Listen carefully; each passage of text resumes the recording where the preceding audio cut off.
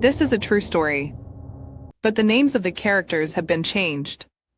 In today's video, we bring you a story filled with taboo, secrets, and a fragile line between family and desire. This is the tale of a complex relationship between a stepmother and her husband's son, a bond that began innocently, but gradually crossed boundaries, leading to choices with no turning back. What caused a simple family connection to become something dangerous? Was it loneliness, fate, or something deeper that drew them together? Join us as we uncover the key moments, hidden secrets, and heartbreaking consequences of an unforgivable attraction. Get ready for an emotional journey of temptation, betrayal, and a high price of crossing forbidden boundaries. My name is Lisa, and I'm 47 now, living just outside Seattle, Washington. This story begins about 8 years ago, during a warm, late summer afternoon when I first met Martin. We were both attending a finance seminar downtown. I arrived a bit early and was sitting quietly with a cup of coffee, waiting for things to start, when Martin walked in. He was the type of person who gave off a calm, grounded energy, someone who didn't need to say much to make an impression. It was his steady, thoughtful presence that struck me first, but what truly pulled me in was the moment he started talking about his family, especially his daughter, Sarah. Martin spoke about Sarah with a mix of love and worry that only a single father could understand. At that time, she was just 15 years old. He shared that she'd been through a lot since her mom had passed away when she was younger. He described her as a strong, independent girl, but also sensitive and introspective, especially after the loss. I could tell that Martin did everything he could to fill the gap her mother's absence left in her life, but he worried about her. It was clear to me that Martin wasn't just some quiet, successful man in a suit. He was a deeply committed father who had built his life around his daughter, despite the difficulties. Hearing him talk like that, I couldn't help but be drawn to him even more.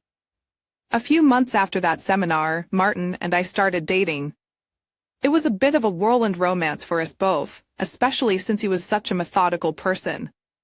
He'd take his time with everything, from how he got ready in the morning to how he made big decisions. With Martin, I felt safe. He wasn't flashy or overly expressive, but he always knew what he wanted. When we'd been seeing each other seriously for about a year, he asked me to marry him. By then, I was already convinced I wanted to be part of his and Sarah's lives, though I was also very aware of the challenge it would be to become a mom figure to a teenage girl who'd already faced so much loss. Sarah, at 15, was a beautiful, quiet girl who had the sharp, observant look in her eyes. She had long, dark hair and the kind of serious, thoughtful face that didn't give much away. When Martin first introduced us, she was polite but distant. I could tell she was studying me, watching my every move, but always keeping me at arm's length.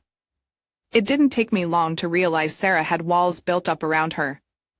Martin explained that she was really into art. She loved to sketch and paint, spending hours by herself working on her drawings. She was also a big fan of mystery novels, and he would sometimes find her tucked away in her room, buried in a book by Agatha Christie. Sarah was one of those girls who used her solitude as a way to feel safe. I could tell she was a strong person, but it was clear her independence had come from necessity, not choice. I knew winning her over wouldn't be easy, and I didn't want to force my way in.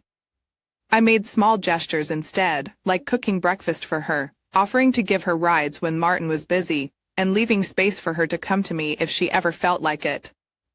I understood that she was grieving in her own way, and that the role of stepmom was something she wasn't exactly ready to embrace. But slowly, little by little, I began to see her soften. One of the first moments that gave me real hope was on Sarah's high school graduation day.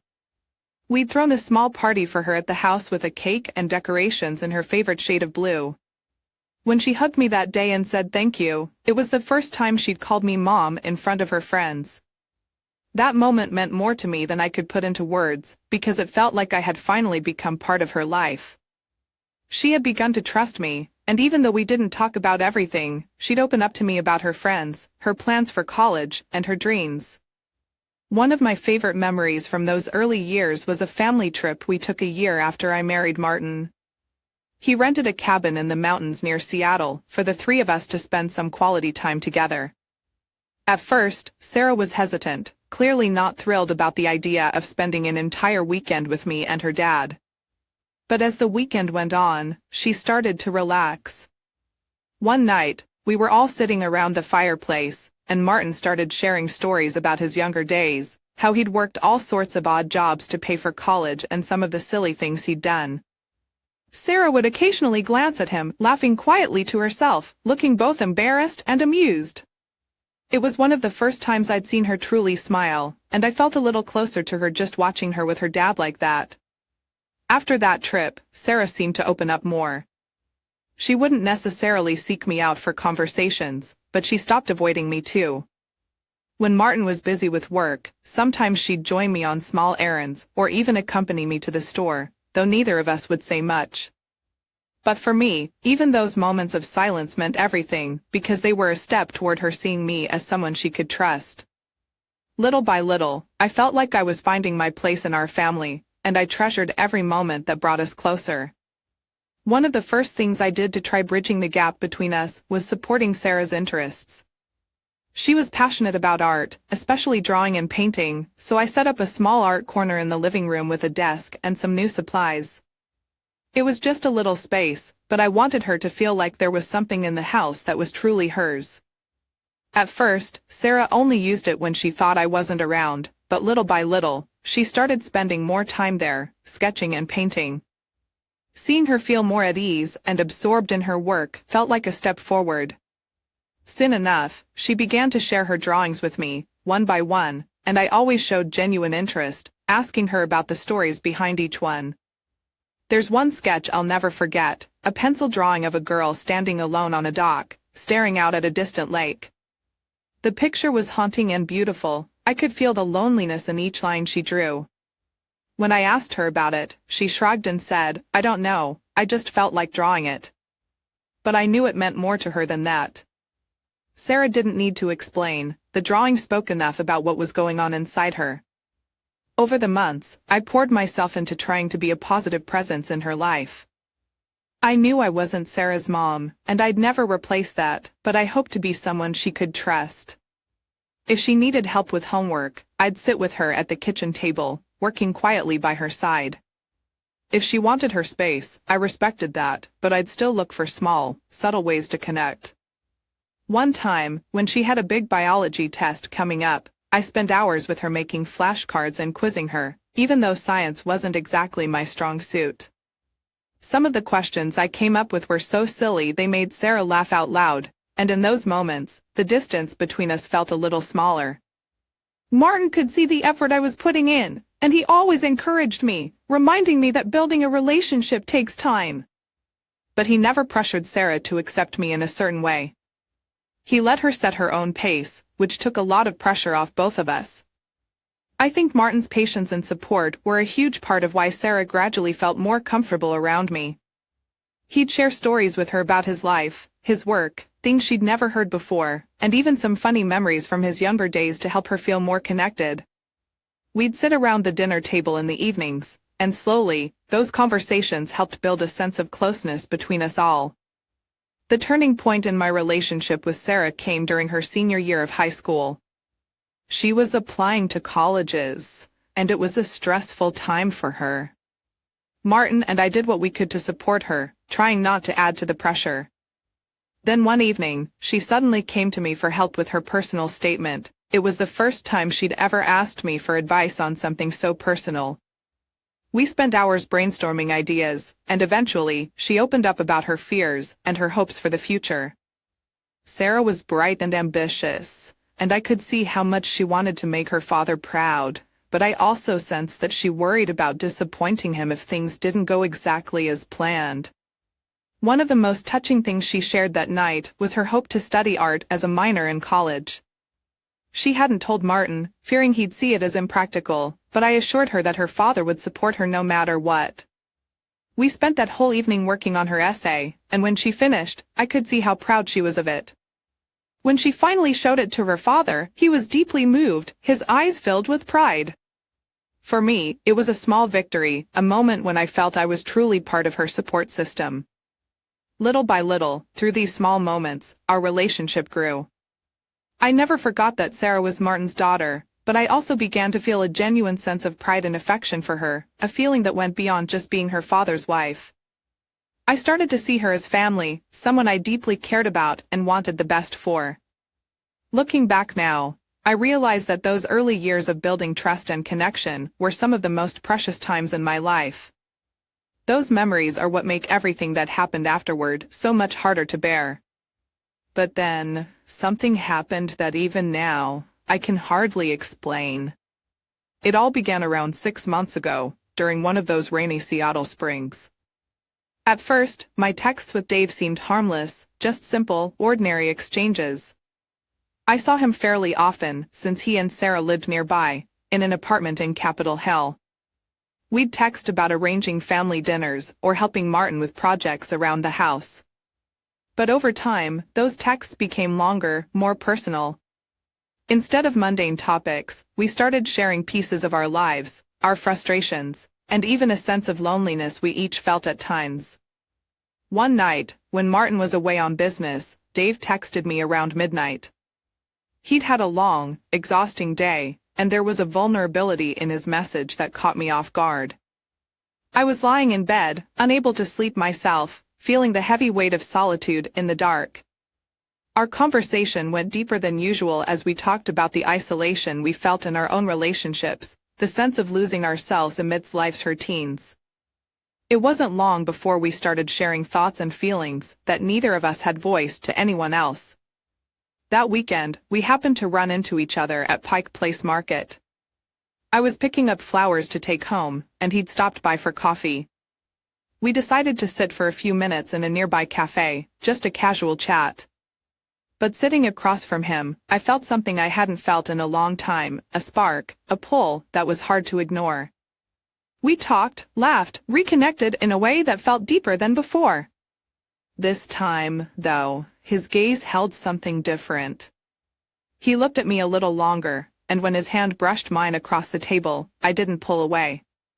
As we left the cafe, we wandered through the market together, just as the rain started to drizzle. The crowds of tourists and vendors made it feel like we were in a different world, like we were the only two people in the city. He walked me back to my car, and as we stood there in the rain, there was a heavy, almost tangible silence between us. I don't know who moved closer first, him or me, but before I realized it, we were kissing. It lasted only a few seconds, but in that brief moment, something irrevocably changed. We both pulled back, shocked by what had just happened. I could see the same mix of regret and confusion in his eyes that I felt. We promised each other it wouldn't happen again, that we wouldn't let things go any further. But the line had already been crossed, and there was no going back. After that, our conversations took on a new tension, an unspoken layer that neither of us wanted to acknowledge. Every text, every glance at family gatherings held a silent acknowledgement of what we had done, of something we both wanted to deny, but couldn't forget. That night, we texted back and forth until dawn. I lay in bed, my heart racing, feeling as if I was crossing a line I couldn't step back from. I knew it was wrong, yet there was something in the connection I felt with Dave, a sense of understanding and closeness, that I couldn't resist. Every message brought us closer, and I knew he felt it too. The following weekend, we ran into each other at Pike Place Market. I remember every detail from that day. Seattle's gentle rain was falling as I wandered through the stalls, picking out a bouquet of flowers.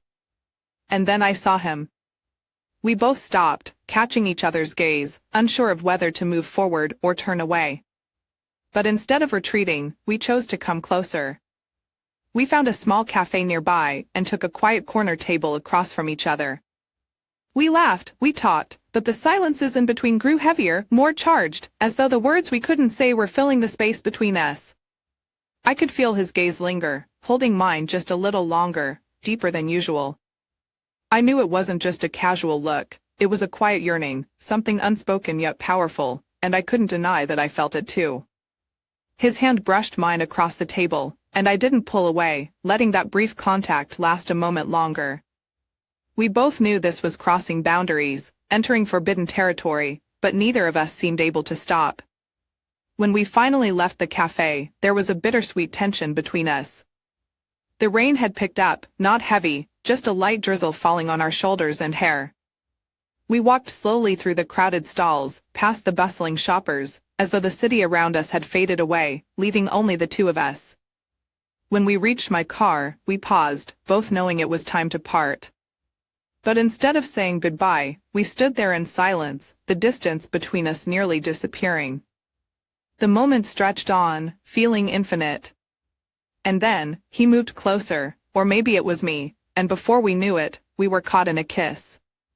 It was brief, stolen, but in that fleeting moment, every boundary dissolved.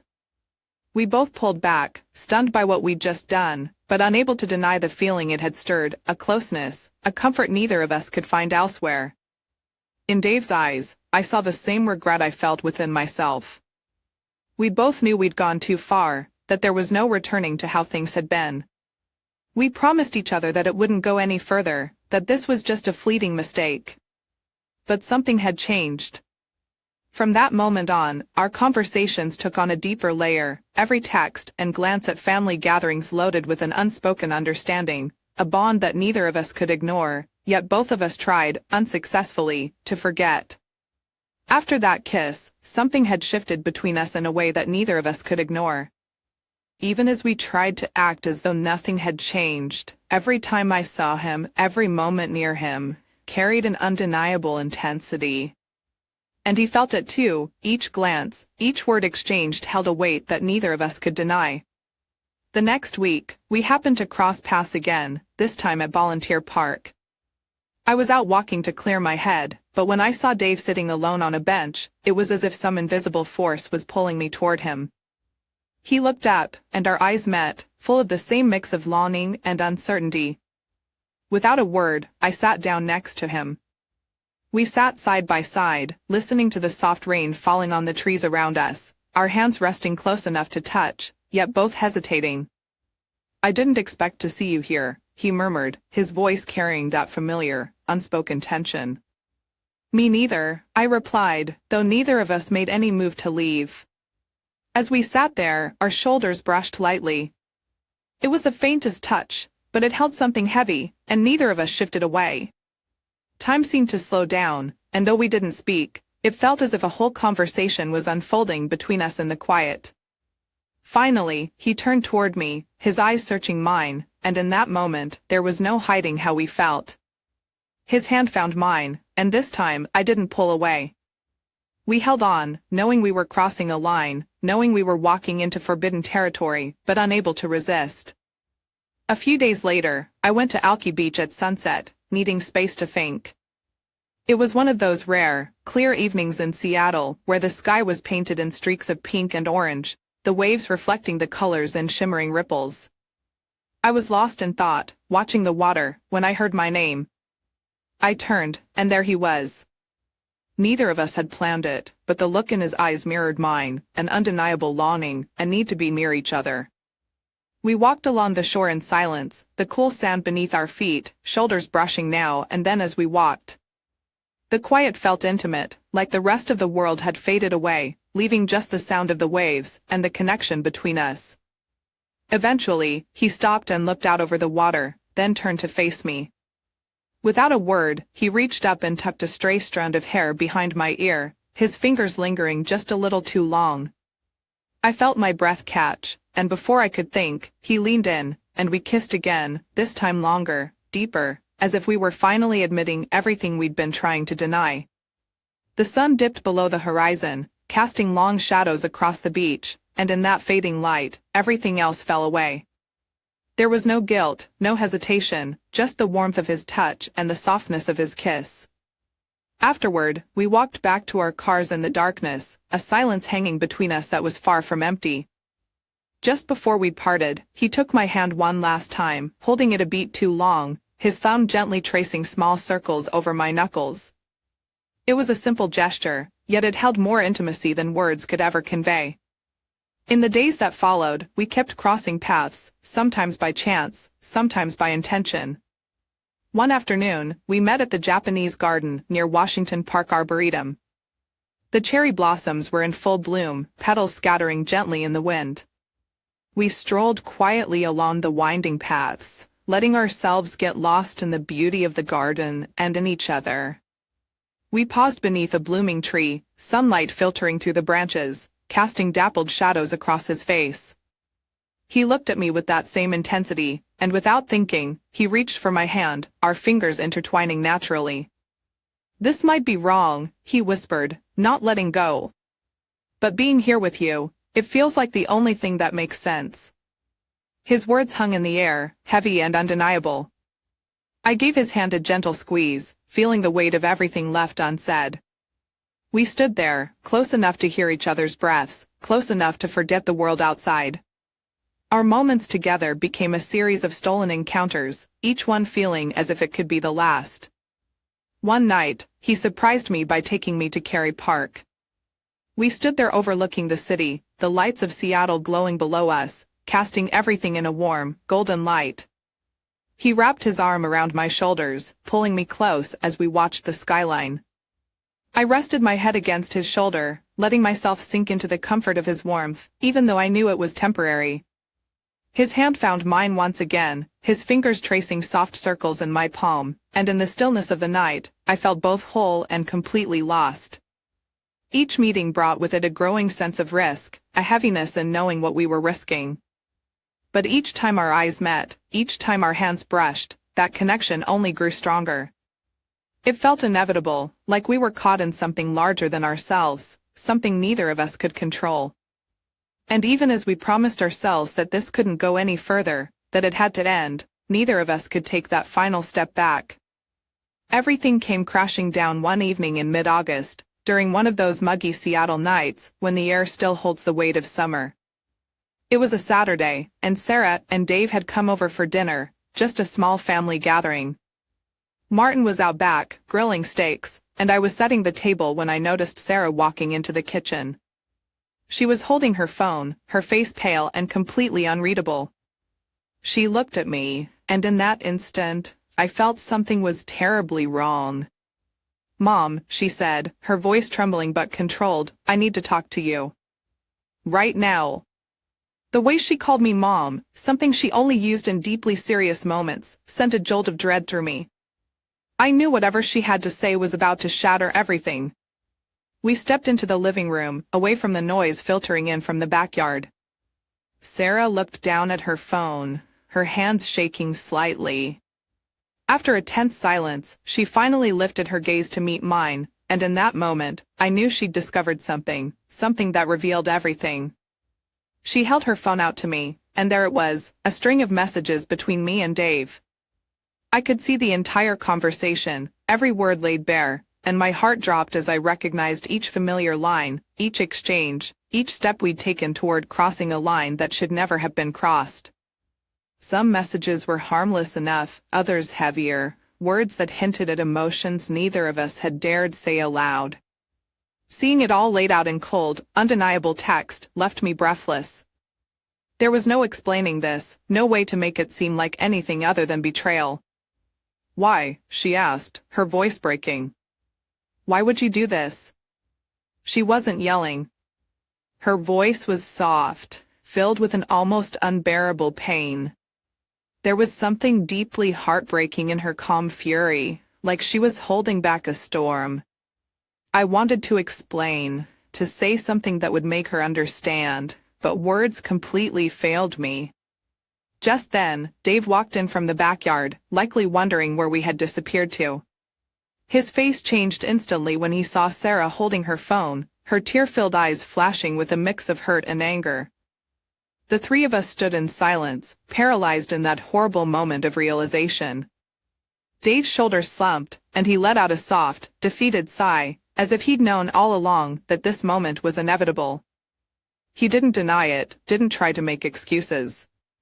He simply nodded, a quiet admission that he, too, knew there was no way to hide the truth anymore. "Is it true, Dave?"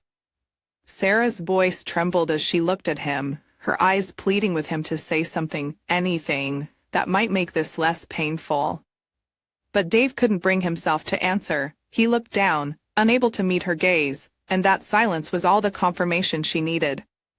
The silence that followed felt like it stretched on forever. I watched Sarah's face as she struggled to hold back tears, her expression filled with raw, unfiltered betrayal. It hit me then just how much I had destroyed. She had trusted me, had believed in me, and I had shattered that trust in the worst way possible. The betrayal on her face wasn't just for what Dave had done, but for what I had done, the person she thought would always protect her. After what felt like an eternity, Sarah turned and walked toward the door.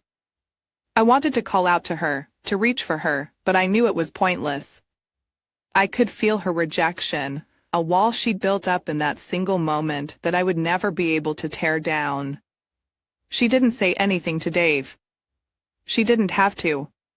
Her silence spoke louder than any words she could have said. The sound of the door closing behind her felt final, like the echo of a gavel, marking the end of something that could never be repaired.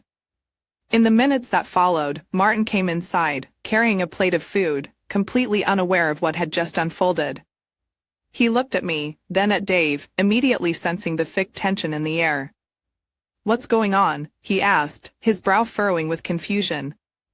The silence hung, unbearably heavy, and then, without a word, Dave confessed. He admitted to everything, our late-night conversations, the messages, the emotional connection we'd developed. Martin listened, his face shifting from confusion to anger, and then to something even worse, profound disappointment. His eyes locked onto mine, and I saw the realization there, the understanding that I had betrayed him in a way that could never be forgiven. He didn't yell. He didn't lash out. Martin just set the plate down, straightened, and said, "You need to leave." "No." His voice was calm, almost detached, but his eyes were cold and distant, as if he was staring at a stranger.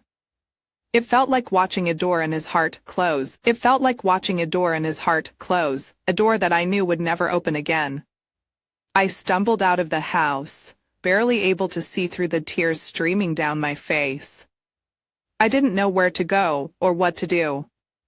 All I felt was a crushing sense of shame, regret, and the bitter realization that everything I'd once held dear was now gone. I moved into a small, run-down motel on the edge of Lake Union. The room was as cold and unwelcoming as I felt inside. Every night, I'd stare out at the dim lights reflecting off the lake, the city skyline distant and unreachable, feeling the weight of what I'd done settle deeper and deeper.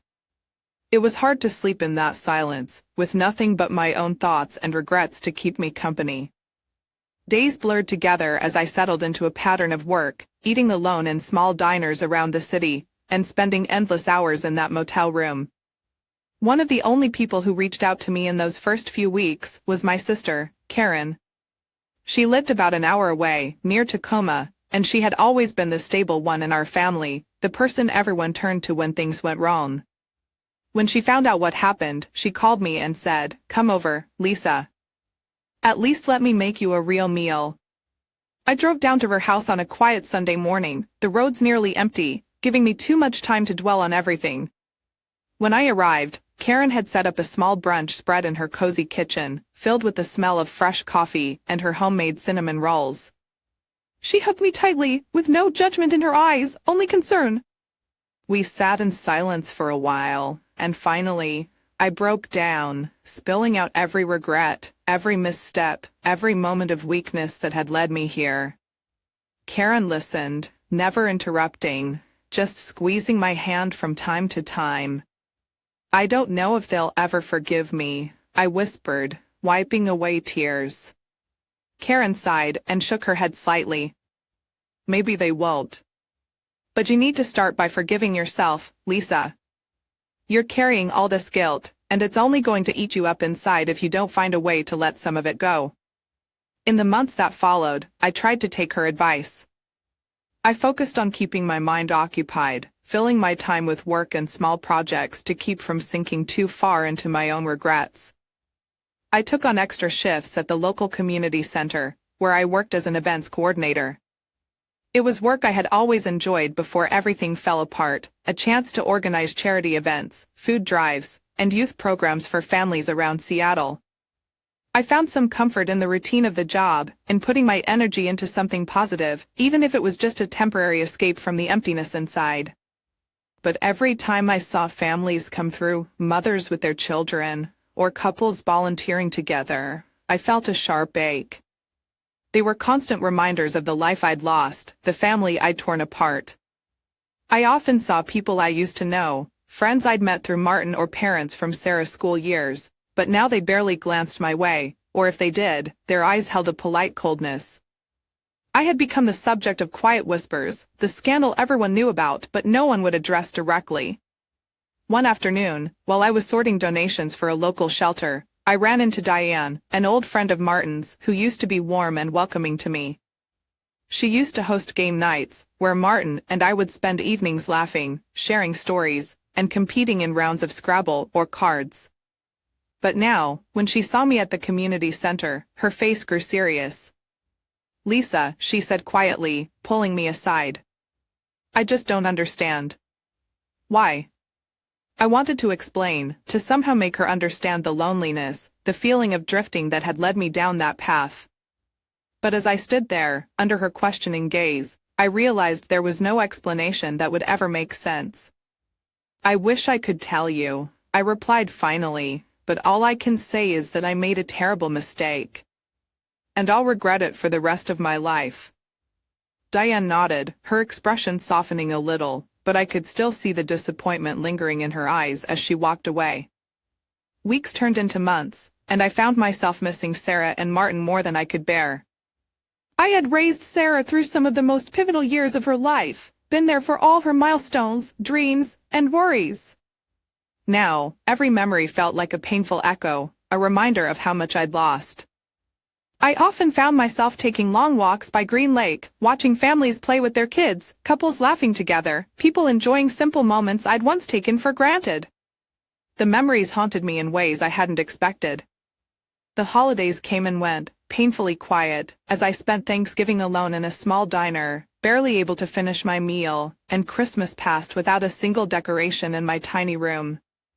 I tried calling Sarah once, hoping to at least apologize or say something, anything, that might begin to bridge the gap. But she never picked up, and eventually, I stopped trying, realizing that my presence in her life would only bring more pain. In those months, the realization set in that forgiveness, if it ever came, wouldn't be on my timeline.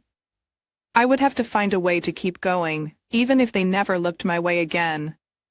Months went by, and I learned to live with the silence, with the ache of missing a life that wasn't mine anymore.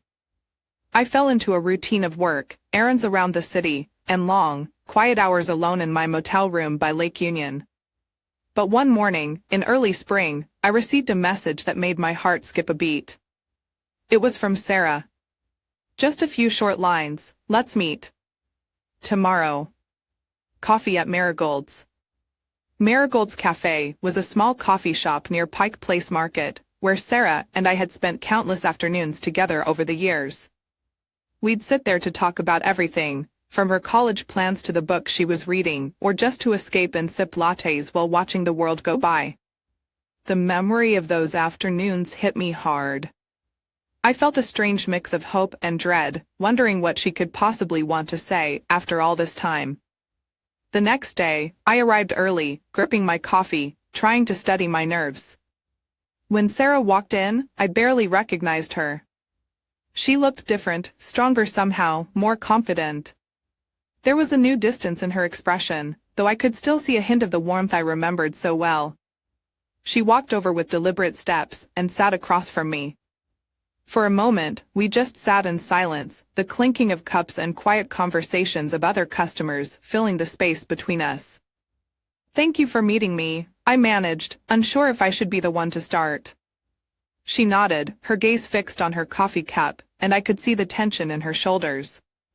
"I didn't think I'd ever want to see you again, honestly," she said, her voice calm but edged with pain. "But I needed to hear it from you." "Why? Why did you and Dave?" Her voice trailed off, as if even saying it out loud hurt too much. My heart clenched as I looked at her, the hurt still raw in her eyes. I didn't have a perfect answer, nothing that would make it easier to understand. "I don't know if I can ever explain it in a way that's fair to you," I began, my voice barely above a whisper. "I was lost, I think. Lonely in a way I didn't even understand myself. But that's no excuse, Sarah. I hurt you in a way I never intended, and for that, I am so sorry. She looked up, her gaze sharp and searching, as if looking for any hint of honesty in my face. Do you think I haven't felt lost? Or lonely? She asked, her voice wavering. But I never betrayed the people I love. I never hurt them the way you hurt me. I swallowed hard, knowing she was right. There was nothing I could say to defend myself. You're right, I said. There's nothing I can say to undo what I did. All I can do is tell you that I regret it deeply, every single day. She looked out the window, her fingers tapping lightly on the table as if deep in thought. She took a deep breath and turned back to me. I thought you were my mother. Not just my father's wife, but my actual mother. I trusted you. I looked up to you. Her words were heavy with anger and sadness, and I felt each one like a weight pressing down. I know, Sarah, I said, my voice breaking. I failed you. In every way possible. And I'll carry that with me forever. She took another sip of her coffee, her eyes distant, as if searching for something within herself. I don't know if I can forgive you. I don't even know if I want to. But I needed to hear it from you, to see if you truly understand what you did to me. To our family. I nodded, letting her words sink in, the finality of them. I understand, I said softly. And I don't expect you to forgive me, not now, maybe not ever. But I'll always be here if you ever need me, in any way. We sat there a few minutes longer, the silence stretching between us, heavy with all the things we didn't know how to say. It felt like we were both mourning something, maybe different things, but the loss was real for us both. After a while, she stood up, leaving her coffee half finished. She looked at me one last time, and for a moment, I saw a glimpse of the old Sarah, the one who had trusted me completely. I'll see you around, she said, her voice barely audible. Then she turned and walked out, leaving me there with a strange sense of closure, and yet, an emptiness that felt just as overwhelming as before. After meeting with Sarah that day, I carried a strange sense of closure mixed with a deep, lingering emptiness. Her words echoed in my mind, etched permanently into my memory. I knew that forgiveness might never come, and I had to accept that. Yet, I also knew that I couldn't remain stuck in that hollow space forever. I had to find a way forward, even if it felt painfully slow. I started spending more time outdoors, seeking solace in Seattle's parks and quiet spaces. Nearly every weekend, I would head to Discovery Park, just a short drive from my motel near Lake Union. It became my place to think, to find a bit of peace. I would walk along the bluff trail overlooking Puget Sound, letting the salty breeze clear my mind. Those long walks became a sanctuary, a place to let my thoughts settle, even the painful ones. One Saturday afternoon, I met Marianne, a woman around my age with a friendly smile and a chocolate lab named Daisy. We were both watching the sunset near the lighthouse when Daisy, full of boundless energy, bounded over and began sniffing at my shoes. Laughing and apologizing, Marianne joined me, and we struck up a casual conversation. We talked about the weather, our favorite trails, and eventually, a bit about our lives. She'd recently gone through a tough divorce and was also trying to rebuild. Sitting there as two strangers with a shared sense of loss, I found myself opening up in a way I hadn't in a long time. Each week after that, we'd meet up for walks or coffee. Marianne became something of a confidant, someone who understood the heavy weight of regret. I didn't tell her every detail, but enough for her to know that I was starting over. She never judged, she just listened. Through her friendship, I began to understand that healing didn't mean erasing the past, but learning to carry it without letting it define me. One evening as summer approached, Marianne invited me to a small outdoor gathering at her home near Alki Beach. At first, I hesitated. I hadn't been to a social event since everything had happened, and I worried about how I would fit in. But Marianne reassured me, saying it would be low-key, just a few neighbors and friends, and that I'd be welcome. That night, I arrived at her house, feeling both nervous and grateful for the invitation. The backyard was lit with soft, flickering string lights, creating a warm glow over the small gathering. People were laughing, chatting, passing plates of food. Marianne introduced me to everyone, and though they didn't know my story, they welcomed me warmly. As the evening went on, I relaxed, laughing along with the stories shared around the table, feeling, for the first time in a long while, like I was part of something again. At one point, Marianne's friend David started a conversation with me. He was a retired history professor, warm and curious, with a love for travel. He told me about a recent trip to Italy and his fascination with art, especially how every piece of art tells its own story. He asked about my own travels, and we talked about places we'd both like to visit someday. His openness and genuine interest made me feel seen in a way I hadn't felt in ages. As the night wore on, I looked around at the people gathered, strangers who felt almost like friends, people who knew nothing about my past and accepted me for who I was in that moment. It was a freeing feeling, a reminder that maybe, just maybe, I could start anew. That night, as I drove back to the motel, I felt lighter than I had in months. The cool night air blew in through the windows, carrying a small but steady sense of hope, a quiet belief that I could create something meaningful again. From that evening on, I made a conscious effort to reach out, to let people back into my life. I joined a book club at the local library and volunteered at a nearby animal shelter, finding comfort in the steady routine of caring for the dogs and cats there. I even began attending events at Seattle Center, immersing myself in the vibrant energy of the city without feeling too exposed. Slowly, I rebuilt my days with purpose and connection. Of course, there were setbacks, moments when a familiar song or place would bring back memories of my old life, and I'd feel the weight of regret all over again. But I learned to breathe through those moments, reminding myself that I was more than my mistakes. Eventually, I moved out of the motel and into a small apartment in Ballard. It was modest, a simple one-bedroom with creaky floors and a view of the bustling street below, but it was mine. I filled it with plants, a few thrift store finds, and some simple artwork, a reminder that life, though imperfect, could still hold its own kind of beauty.